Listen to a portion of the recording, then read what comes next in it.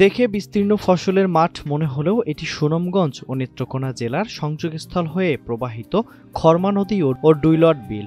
দীর্ঘদিন ধরে পানি সংকটের কারণে নাব্যতা হারিয়ে যাওয়ায় তৈরি হয়েছে একাধিক সমস্যা।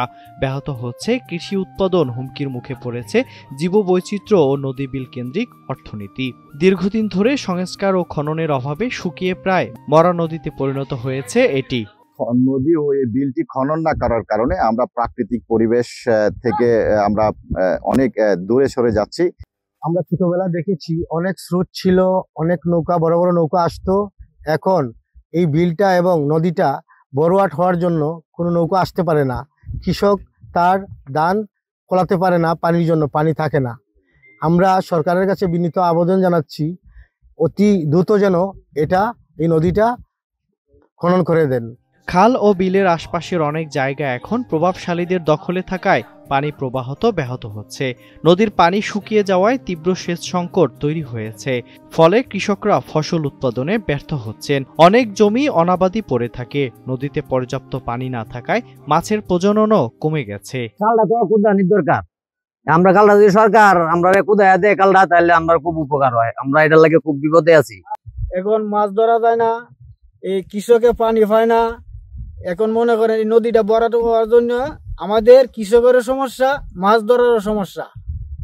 আমরা চাই সরকারের কাছে যৌথ চাই এই নদীটা খনন করে দেওয়ার জন্য।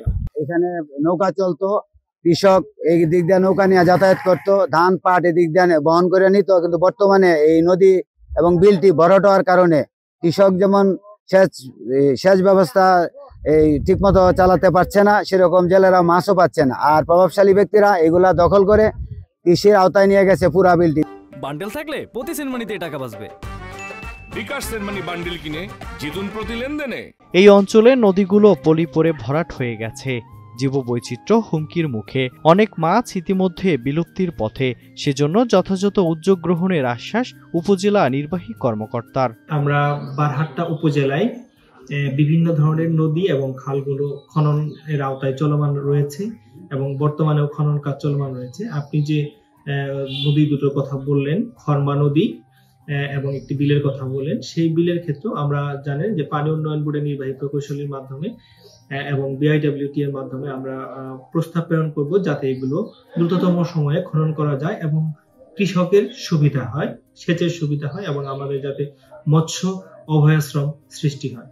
নদী বিল পুনরুজ্জীবনের কার্যকর উদ্যোগ না নিলে এ অঞ্চলের পরিবেশ, অর্থনীতি ও সমাজ ব্যবস্থা আরও গভীর সংকটে পড়বে বলে আশঙ্কা স্থানীয়দের।